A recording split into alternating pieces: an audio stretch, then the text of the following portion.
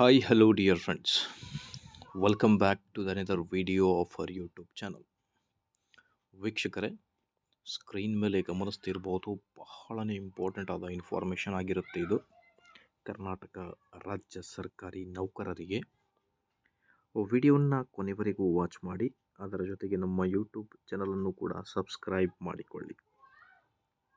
ವೀಕ್ಷಕರೇ, ಈ ವಿಡಿಯೋ ಬಹಳ ಇಂಪಾರ್ಟೆಂಟ್ ಆಗಿದೆ ನೋಡಿ.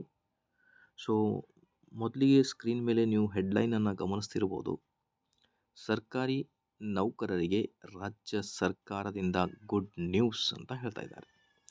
7ನೇ ವೇತನ ಆಯೋಗದಂತೆ ಸಂಚಿತ ವೇತನ ಪರಿಷ್ಕರಿಸಿ ಆದೇಶ ಹೊರಡಿಸಿದೆ ಅನ್ನೋದರ ಬಗ್ಗೆ ಒಂದು ಲೇಟೆಸ್ಟ್ ಅಪ್ಡೇಟ್ ಇದಾಗಿರುತ್ತೆ ವೀಕ್ಷಕರೇ.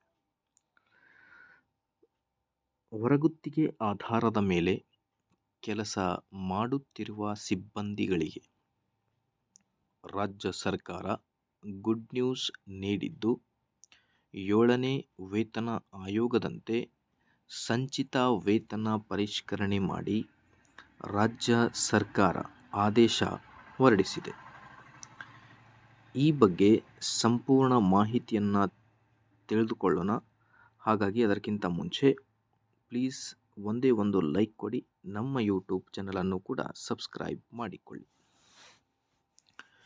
7ನೇ ವೇತನ ಆಯೋಗದಂತೆ ಸಂಚಿತ ವೇತನ ಪರಿಷ್ಕರಿಸಿ ಆದೇಶ ಅನ್ನೋದರ ಬಗ್ಗೆ ಮಾಹಿತಿ ಇದಾಗಿರುತ್ತೆ. ಮಾನ್ಯ ಮುಖ್ಯಮಂತ್ರಿ ಮತ್ತು ಉಪಮುಖ್ಯಮಂತ್ರಿ ಸಚಿವರ, ಮುಖ್ಯಮಂತ್ರಿಯವರ ರಾಜಕೀಯ ಕಾರ್ಯದರ್ಶಿಗಳ, ಮುಖ್ಯಮಂತ್ರಿಯವರ ಸಲಹೆಗಾರರ, ಸಂಪುಟ ದರ್ಜೆ, ಸ್ಥಾನಮಾನ ಹಾಗೂ ಸಚಿವರ ಸ್ಥಾನಮಾನ ಒಡೆದ ಪ್ರಾಧಿಕಾರಿಗಳ ಮತ್ತು ರಂಟಿ ಯೋಜನೆಗಳ ಅನುಪಾನ ಪ್ರಾಧಿಕಾರದ ಅಧ್ಯಕ್ಷರು. ಸೊ ಸ್ಕ್ರೀನ್ ಮೇಲೆ ಗಮನಿಸ್ತಿರ್ಬೋದು, ಹೊರಗುತ್ತಿಗೆ ಆಧಾರದ ಮೇಲೆ ನೇಮಕವಾದ ಸಿಬ್ಬಂದಿಗೆ ಅನ್ವಯಿಸುವುದಿಲ್ಲ ಅನ್ನೋದ್ರ ಬಗ್ಗೆಯೂ ಕೂಡ ಇಲ್ಲಿ ಹೇಳ್ತಾ ಇದ್ದಾರೆ.